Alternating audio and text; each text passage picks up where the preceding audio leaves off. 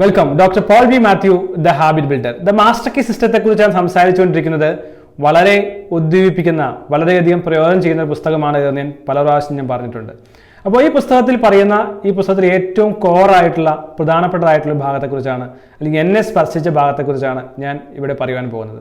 തീർച്ചയായും അത് വളരെ ശാസ്ത്രീയമാണെന്നും ഒപ്പം ജീവിതത്തിൽ വലിയ മാറ്റങ്ങൾ കൊണ്ടുവരുവാൻ സാധിക്കുമെന്ന് എനിക്ക് മനസ്സിലാക്കുവാൻ സാധിച്ചു. അതിൻ്റെ പേരാണ് solar plexus.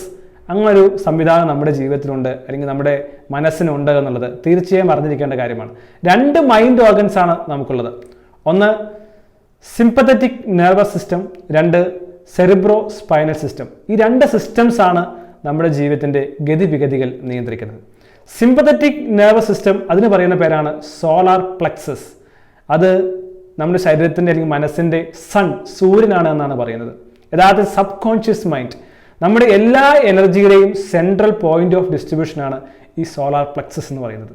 Sub conscious mind അത് ഡിസ്ട്രിബ്യൂട്ട് ചെയ്യപ്പെടുന്ന, അത് എല്ലാ എനർജിയും നമുക്ക് നേടിയെടുക്കുവാനുള്ള എല്ലാ എനർജിയും ലഭ്യമാകുന്നത് ഈ സോളാർ പ്ലെക്സസ് എന്നാണ്. എന്നാൽ സെറിബ്രൽ സ്പൈനൽ സിസ്റ്റം, അല്ലെങ്കിൽ കോൺഷ്യസ് ആയിട്ടുള്ള മൈൻഡ്, അതും നമ്മുടെ ലൈഫിൽ അല്ലെങ്കിൽ മൈൻഡിനുണ്ട്. അപ്പോൾ ഈ രണ്ട് മൈൻഡ് ഓർഗനിൽ സോളാർ പ്ലെക്സസ് എത്രമാത്രം എഫക്റ്റീവായി, എത്രമാത്രം എക്സ്പാൻഡഡ് ആയി, എത്രമാത്രം വൈബ്രൻ്റ് ആയി പ്രവർത്തിക്കുന്നു എന്നുള്ളതാണ് നമ്മുടെ ജീവിതത്തിൻ്റെ പോസിറ്റീവായുള്ള ഔട്ട്കമ്മിന് കാരണം എന്നുള്ളതാണ് ഈ പുസ്തകത്തിൽ മനസ്സിലാക്കുവാൻ സാധിക്കുന്നത്.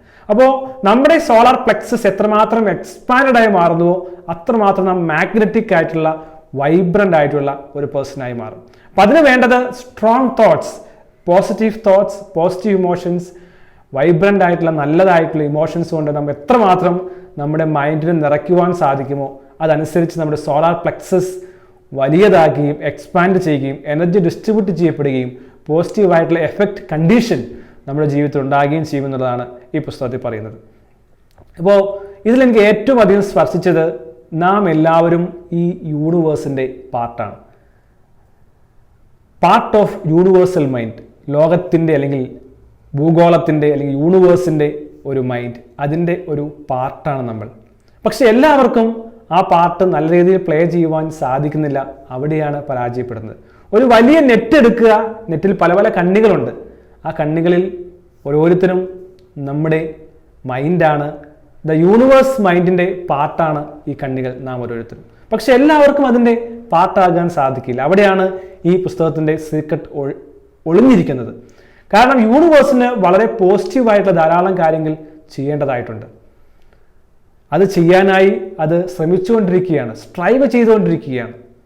ആ കാര്യങ്ങൾ ചെയ്യാനായിട്ട് അത് സഹായിക്കുന്ന പോസിറ്റീവായിട്ടുള്ള ഇമോഷൻസും, പോസിറ്റീവായ ബോൺസും, പോസിറ്റീവായ നെറ്റ്വർക്കും ആ യൂണിവേഴ്സിന് ആവശ്യമാണ്. അപ്പോൾ ആ യൂണിവേഴ്സിൻ്റെ ആ ടാപ്പസ്ട്രി അല്ലെങ്കിൽ ആ ക്യാൻവാസിലേക്ക് നമുക്ക് എത്രമാത്രം കോൺട്രിബ്യൂട്ട് ചെയ്യുവാൻ സാധിക്കുമോ അതാണ് യൂണിവേഴ്സ് മൈൻഡ് നോക്കിക്കൊണ്ടിരിക്കുന്നത്. യൂണിവേഴ്സിൻ്റെ മൈൻഡിലേക്ക് നമ്മുടെ മൈൻഡ് കണക്ട് ചെയ്യുക, സബ് കോൺഷ്യസ് മൈൻഡിനെ അതിനകത്തേക്ക് കണക്ട് ചെയ്യുവാൻ സാധിക്കുക.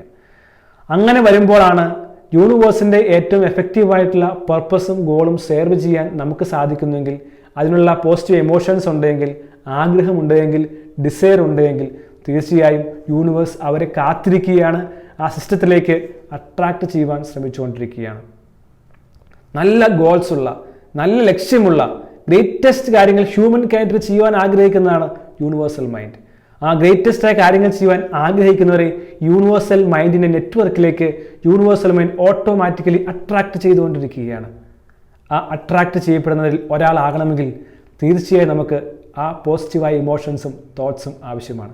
എന്നാൽ ഈ സോളാർ പ്ലെക്സസിൻ്റെ എനിമി എന്ന് പറയുന്നത് ഫിയറാണ്, ഭയം. എനിക്ക് സാധിക്കുന്നില്ല എന്നും ഞാൻ ചെയ്യുകയില്ല എന്നും പരാജയപ്പെടുമെന്നുള്ള ഈ ചിന്താഗതിയാണ് സോളാർ പ്ലെക്സസിൻ്റെ ഏറ്റവും വലിയ ശത്രു. എന്നാൽ greatest watchman of our life എന്ന് പറയുന്നത് കോൺഷ്യസ് മൈൻഡാണ്. കോൺഷ്യസ് മൈൻഡ് എപ്പോഴും കാത്തിരിക്കുന്നത് എന്തിനെ അകത്തേക്ക് കടത്തിവിടണം, എന്തിനെ തടഞ്ഞു നിർത്തണം. ആ പ്രോസസ്സിൽ നമ്മുടെ വാച്ച്മാൻ നെഗറ്റീവായ ഇമോഷൻസിനെ എല്ലാം തടഞ്ഞു നിർത്തുന്നുവെങ്കിൽ, പോസിറ്റീവായ ഇമോഷൻസിനെ കടത്തിവിടുന്നുവെങ്കിൽ നമുക്ക് യൂണിവേഴ്സിൻ്റെ പാർട്ടാകുവാനായിട്ട് സാധിക്കും.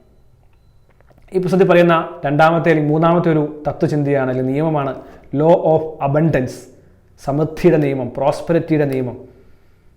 പലപ്പോഴും നാം എന്താണ് ചിന്തിക്കുന്നത്? അബണ്ടൻസ് ആണ് ചിന്തിക്കുന്നത്, അതെയോ ഡ്രൗട്ട്, ദാരിദ്ര്യം, പോവർട്ടിയൊക്കെയാണ് ചിന്തിക്കുന്നത്. യൂണിവേഴ്സ് എപ്പോഴും പ്രോസ്പെരിറ്റിക്ക് വേണ്ടി ശ്രമിച്ചുകൊണ്ടിരിക്കുകയാണ്, അബണ്ടൻസിന് വേണ്ടി ശ്രമിച്ചുകൊണ്ടിരിക്കുകയാണ്. യൂണിവേഴ്സിൽ റിച്ച് ആയിട്ടുള്ള റിസോഴ്സസ്, അട്രാക്ഷൻസ്, സോഴ്സസ് എല്ലാം ഉണ്ട്. യൂണിവേഴ്സ് ആഗ്രഹിക്കുന്നത് അതിനുവേണ്ടി പ്രയത്നിക്കുന്നവരെ, അതിനുവേണ്ടി ആഗ്രഹിക്കുന്നവരെയാണ് യൂണിവേഴ്സ് പ്രിഫർ ചെയ്യുന്നത്. ഇപ്പോൾ ലോ ഓഫ് അബണ്ടൻസ് പറയുന്നത് നിങ്ങൾക്ക് അബണ്ടൻസായ ചിന്താഗതി ഉണ്ടെങ്കിൽ, വലിയ ലക്ഷ്യങ്ങളുണ്ടെങ്കിൽ, വലിയതായ ആഗ്രഹമുണ്ടെങ്കിൽ, തീവ്രമായ ചിന്തകളുണ്ടെങ്കിൽ തീർച്ചയായും നിങ്ങളെ അട്രാക്ട് ചെയ്യുവാനായിട്ട് ആ യൂണിവേഴ്സിന് സാധിക്കും. അപ്പോൾ നമ്മുടെ മൈൻഡ് എത്രമാത്രം അബണ്ടൻ്റായി ചിന്തിക്കുവാൻ സാധിക്കുന്നു.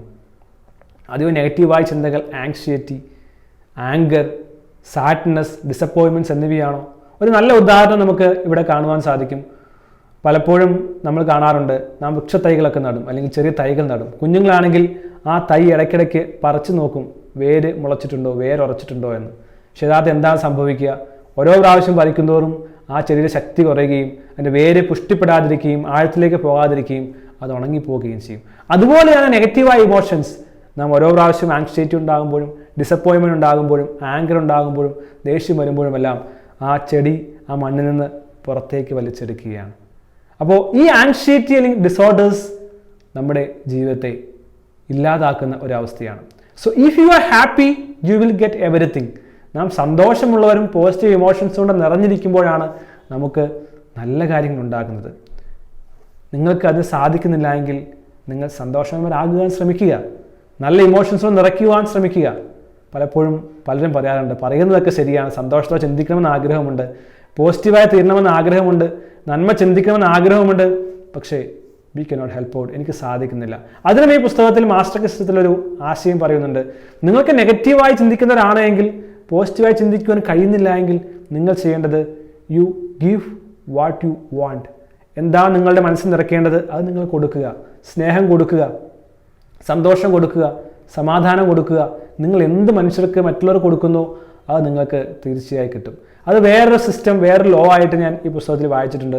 അത് അടുത്ത വീഡിയോയിൽ പറയുവാൻ സാധിക്കും. അപ്പോൾ പോസിറ്റീവായ ഇമോഷൻസ് കൊണ്ട്, പ്രോസ്പെറസ് ആയ ഇമോഷൻസ് കൊണ്ട്, അബണ്ടൻസ് കൊണ്ട് നമ്മുടെ മനസ്സിനെ നിറയ്ക്കുവാൻ ശ്രമിക്കുക. ഗ്രേറ്റസ്റ്റ് വാച്ച്മാൻ അല്ലെങ്കിൽ നമ്മുടെ വാച്ച്മാൻ തീർച്ചയായും ഗ്രേറ്റ് വാച്ച്മാൻ നല്ല ഇമോഷൻസിനകത്തേക്ക് കടത്തിവിടും. അങ്ങനെ കടത്തിവിട്ടുകൊണ്ട് നമ്മുടെ ജീവിതത്തിൽ അബണ്ടൻസും പ്രോസ്പെരിറ്റിയും സക്സസും കൊണ്ടുവരുവാൻ സാധിക്കും. നിങ്ങളുടെ ജീവിതത്തിൽ പോസിറ്റീവായ ചിന്ത ഇല്ല എങ്കിൽ, നന്മയുടെ ചിന്ത ഇല്ല എങ്കിൽ അതിനായി ശ്രമിക്കുക.